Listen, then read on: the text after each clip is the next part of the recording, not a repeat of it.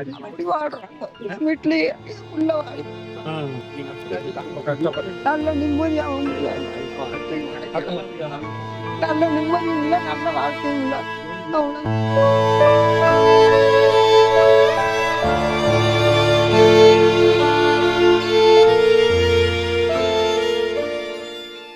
நீ தானடி பெத்த நீ இறங்கிட்டு நீ குடி எப்படி கீழே இழுத்து போட்டு தப்பு தப்புன்னு அடிச்சுட்டா.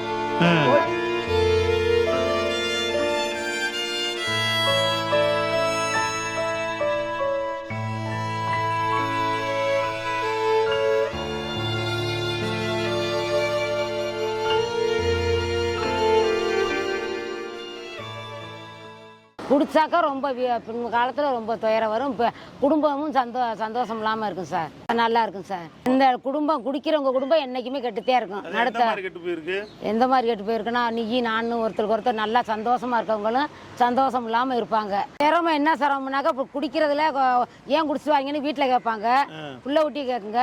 அப்போ வந்து நீங்கள் குடிச்சிட்டு வர்றதுனால இப்படி இருக்கிறோம், நான் வீட்டில் இருக்க மாட்டேன், நான் ஊரை விட்டே போயிடுவேன். எங்கள் வீட்டுக்கு யாரு வீட்டுக்காரவங்க சொல்லுவாங்க, ஆமாம் நாங்கள் வீட்டை விட்டே போயிடுறோம், நீங்கள் இருந்து உங்கள் வீட்டில் இருந்துக்கங்கன்னு சொல்லிட்டு அதுலேயும் போகிறவங்க எத்தனை பேர் இருக்காங்க சார். அதை நினச்சி கவலைப்பட்டு திரும்ப குடிப்பார்ல, அதை நினச்சி குடுக்கப்பட்டா ஏன் அப்போ குடிக்காமல் இருப்போம், நம்ம பொண்டாட்டியில சந்தோஷமா சொன்னோம். அவங்க திருந்தணும்ல, அவங்க திருந்தாமல் இருந்தாங்கன்னா அப்புறம் ஏன்டா அவங்க இருப்பாங்க. அது என்ன பிரச்சனைண்டா, அவங்களுக்கு வயிறு புண்ணாகுது, முடியாமல் வருது, காது எல்லாம் வீங்குது, மூஞ்சி வீங்குது, குடல் வாழ்வு வர்றது மாதிரி வருது.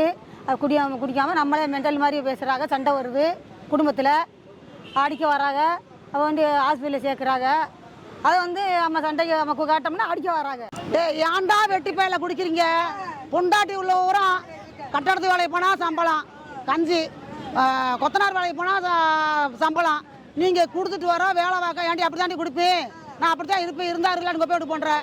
2 பிள்ளைய பார்த்தா எங்கே வாவா, அப்போ வீட்டில் எத்தனை நாளைக்கு கஞ்சி ஊற்றுவா, போடி 9 அவன் அடிக்கிறேன், அப்பே அடிக்கிறேன், ஆத்தா அடிக்கிறா, போய் ஆளடின்றா, நான் போக முடியாதுன்றா, அப்போ நான் மரத்தை கொடுத்து சாரின்றா. இந்த பிள்ளைய 2 என்ன பண்ணுறது, அந்த பிள்ளைய 2 ஆட்டை விட்டுறது விட்டா அடுத்தவங்களுக்கு கேவலம் இல்லையா. மச்சா முன்னாடி குழந்தை முன்னாடி எல்லாமே ஒரு வீட்டில் 4 பேர் தான், 4 பேர் குடிக்கிறேன். கேட்க போனால் ஏன்டா இப்படி பண்ணுற, மருமலை அடிக்கிற, பேத்தியில் அடிக்கிற, பிள்ளைகள் அடிக்கிற, எங்களை வைக்கிற, ஏய் இந்தாடி உன்னையில நீ குடுத்தியா, நான் குடிக்கிறேம்மா, ஒரு வேலையை பாட்டு என் குடும்பம் என் முட்டாட்டி அப்படின்றேன். கேட்க போனா சட்டையடியா பேசுறேன். சட்டையடியா என்ன பாதிப்பு இருக்கு, பொம்பளை ஆளுக்கு ரொம்ப பாதிப்பு. என்ன பாதிப்பு, அவன் குடுத்துட்டு வருவேன், படுத்திருப்பான், பொம்பளை பிள்ளை படுத்திருக்கோம், ஆம்பளை பிள்ளை படுத்திருக்கோம், நாங்களும் படுத்திருப்போம்.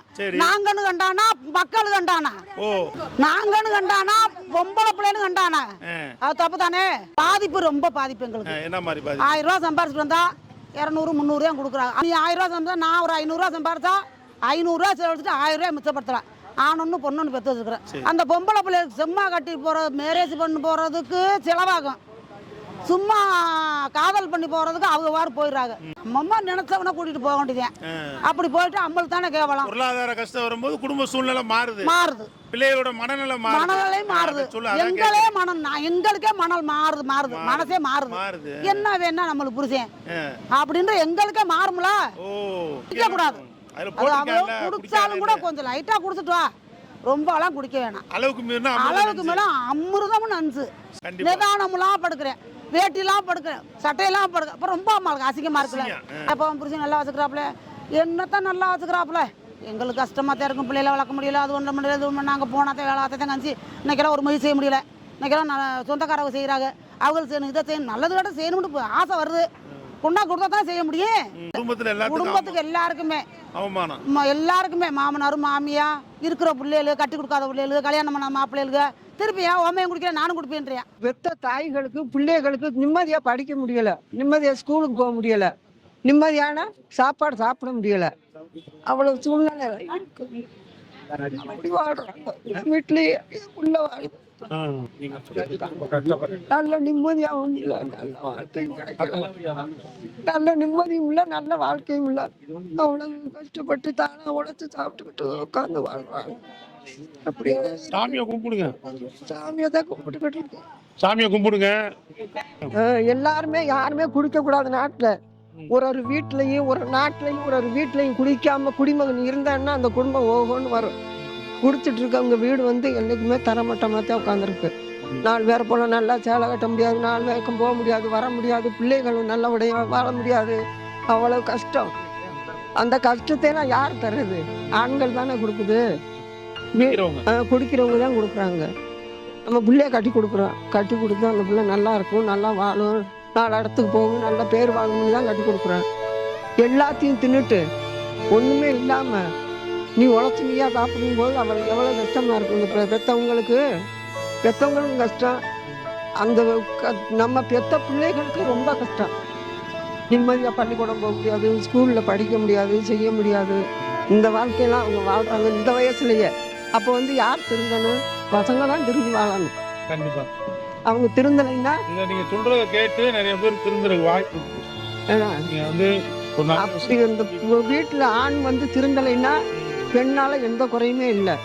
அவங்க 10 ரூபாய்க்கு வேலைக்கு போயிட்டு புருஷனை பார்க்கணும், பிள்ளைய பார்க்கணும்னு தான் இருப்பாங்க. இவங்க 10 ரூபாய்க்கு சம்பாரிச்சா அந்த சம்பாதிக்கிறத தெருவுல அங்கிட்டே அழைச்சிட்டு வேற ஆளா மட்டும் இங்க போராடுவாங்க. இந்த போராட்டத்துல இந்த பிள்ளைகள் என்ன செய்யும்? நம்மளுக்கு பிடிச்சிருக்க பிள்ளை கண்கலங்கி தவிச்சு அல்லாடி தள்ளாடி அந்த பிள்ளைகளுடைய வாழ்க்கையும் பாதிக்குது. நம்ம பிள்ளை வாழ்க்கை லாஜா போச்சு, அவங்க பெத்த பிள்ளைகளுக்கு வாழ்க்கை சரியில்லாம போயிடும். அப்ப அப்படி இருக்கக்கூடாது. எல்லா மக்களுக்கு நல்லபடியா நல்லது நடக்கணும். என் மகன் வீட்டுல 2 குழந்தை இருக்கு, ஆண் 1 பொண்ணு 1 இருக்கு. கட்டியா 10 வருஷம் ஆகுது. வந்தது நாம தான். அதே அந்த பொண்ணு ஓயாம சண்டை போடும். வந்ததுல இருந்து குடிச்சிட்டே தான் இருக்கிறேன். எங்க கிட்ட முன்னாடி இருக்கும்போது கல்யாணம் பண்ணாத போது இவ்வளவு குடிக்கல, அடிக்கல, வெட்டல, குத்தல. இப்ப என்ன செய்யற? அந்த 10 வருஷமா எனக்கு 65 வயசு ஆகுது. கைய ஒரு வட்டம் ஒடிச்சு போட்டியா 2 வருஷத்துக்கு முன்னுக்கு. இப்ப நேத்து என்னை வீட்டை விட்டு வெளியே கிளப்பிட்டேன். மந்தையில விட்டு கம்மாளிக்கு போய்கிட்டு இருக்கிறேன். வண்டியில ஏறுறேன். என் பொண்டாட்டி நீ தானடி பெத்த நீ இறங்கிட்டு நீ குடிமை எப்படி கீழே இழுத்து போட்டு சப்புன்னு அடிச்சுட்டான். கோயில் முன்னாடி ஊரே நிக்குது. சரியான மந்த எல்லாரும் பாக்குறாங்க. எல்லா சாதியுமே ஒரே நேரத்துல நிக்கிறாங்க. பஸ் 8 மணிக்கு ஏறையில அடிச்சுட்டா. இவன் குடிச்சுட்டு வீட்டுல கிடக்குறேன். இப்ப வீட்டுக்குள்ள என்னைய நுழையவே விட மாட்டேன்றாங்க. வெளியில தள்ளுறாங்க. நான் என் வீட்டுக்கே போக முடியல. ஆனா அந்த குழுல சேர்ந்துருக்கிறேன். சேர்ந்து 4 வருஷம் ஆகுது. சினிமா துறையில ஐயா அப்படின்ட்டாங்க. சரி, நான் வேலைக்கு நான் சேர்ந்துருக்கிறேன். 3 நாள் எனக்கு முடியாமையும் வருது. அதை நினைச்சாலே எனக்கு அப்படியே என்னடோ வருது. அதை எப்ப பார்த்தாலும் குடிச்சிட்டு உன்னை வெட்டு வண்டி, குத்து வண்டி, உன்னை கொலை செய்ய வண்டி, இப்படியே என்னை மிரட்டுறேன். எங்க வீட்டுக்காரரு முடியாதவர். அவர் அவர்கிட்ட தான் கஞ்சி ஊற்றிட்டு இருக்கிறாரு. இவளுக்கு கஞ்சியை ஊற்ற மாட்டேன். பஞ்சாயத்து கட்டுற ஊர்ல பஞ்சாயத்து கட்டுறவங்க 2 பேர் எங்க தெருக்கு பஞ்சாயத்து கட்டுறவங்க, நீ இங்க இருக்கக்கூடாது, எங்க அப்பா விட்டியாடா கொஞ்சம் நூன்னு அது ஊரம் இடிச்சு விழுகுது, நீ இருக்காத, ஊரை விட்டு ஓடுன்றாங்க. உனக்கு என்ன இங்க சொந்தம் அப்படின்றாங்க. எங்களுக்கு பஞ்சாயத்து ஒரு கிராமத்துல இருக்கிறவங்க 2 பேர் இருக்காத அப்படின்றா. நேத்தோட நான் மனசு வெறுப்பு. நம்ம இருக்கவே கூடாது. எனக்கு யார்கிட்ட போக முடியல. ஒரு பொண்ணு விட்டுட்டு ரோட்டிலே போய் நிற்பேன். கையால நீ போக கூடாது ஆளுநர் சொல்லியிருந்தாங்க. முடிவு வந்துக்கிட்டு தான் தெரியுது. என்னை முடுவா, என்னை பண்ணாத சித்திரவதை. அந்த பொண்ணு ரொம்ப சித்திரவதை. அவன் பண்ணாத பின்னால் அந்த பொண்ணு 2 பேருமே சித்திரம். அதுக்கு மேல வீட்டுக்காரங்க சித்திரவதை. வீட்டுக்கு நல்லா தெரிஞ்சு சரியான அப்படி பொண்ணு மயங்கி பிடிப்பாங்க. அவளையும் போட்டு அடிப்பாங்க.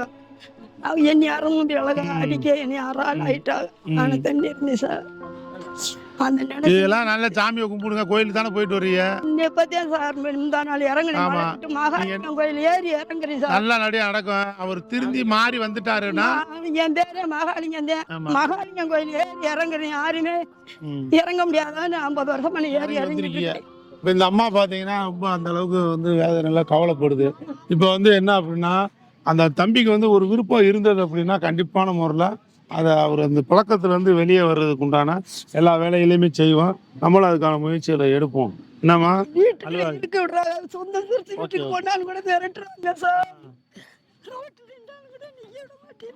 சரி சரி சரி சரி எல்லாம் நல்லபடியாக நடக்கும்.